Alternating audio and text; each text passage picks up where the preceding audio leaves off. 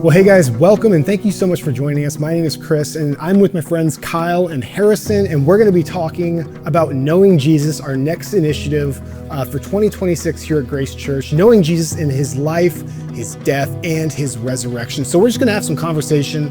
I'm going to kick things off with some questions. So you guys ready for this? Sounds great. Let's do it. All right, so first question is, we look ahead in 2026, and this is for either of you. What is the heart behind the theme Knowing Jesus in his life, death, and resurrection?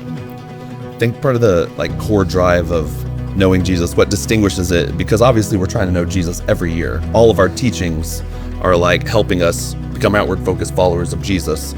But there's a difference between sort of knowing about him, studying his teachings and things he did and said, and then meeting him and really getting to know him on a personal level.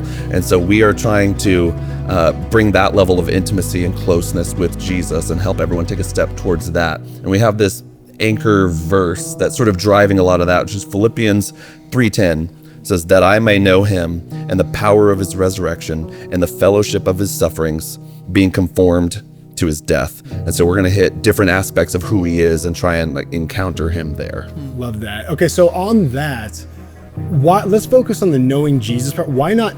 Because there's a difference between knowing somebody and knowing about someone, right? And so talk to me about the differences and why is it knowing Jesus, not just knowing about Jesus? Yeah. Well, there's actually two different ways that you can know somebody. You can know them explicitly and you can know them implicitly. Explicit is the facts. You know their hair color, you know what kind of clothes they like to wear, you might know where they get their coffee from. But knowing them implicitly is actually experiencing them in real life, having memories with them, having moments that you cherish with that person, maybe knowing some of those deeper things about them that make them actually who they are on the inside. And so with knowing Jesus, we want to combine both of those together. Because that's where our discipleship should lead, is the crossover between those two different things. We want to know the truth about who Jesus is with scripture, with the teachings that we hear on Sundays. But we also want to have moments where we feel close to Jesus, where we meet him where he is, where we experience and encounter him as a real person that we can know. Yeah, that's really good. So as leaders, and if we look back in scripture, where does Jesus tell us he will be? And then why did we start there? Yeah. Jesus promises to be in these places. Obviously, he's inside of you as a believer. He dwells within you. But he also promises to be in 7 places in Scripture. Some of these being within the pages of Scripture, some of them being in prayer.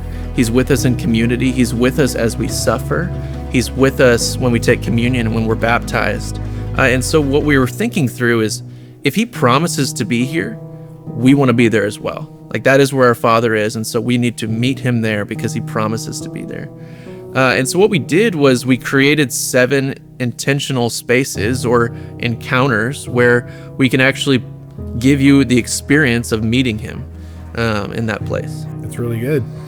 I guess that leads to my final question, really, is as a church body this year, as we step into this year together, what is the invitation or what is the prayer for our church family? What do we want to see God do? What are we hoping and dreaming for? I personally can't get over, since learning about this kind of idea that he promises to be there. Jesus promises to be in these places, and we want you to meet him there. So we have done everything we can this year to curate spaces and encounters for you to take what you're learning and actually put it into practice. But this year, 2026, knowing Jesus, go and meet him there. I love it. Awesome. Well, thank you guys so much for your time. We really appreciate it. And as always, I am very excited to see what God's going to do, not just at Grace, but beyond our walls. Yeah, that's great. Can't wait.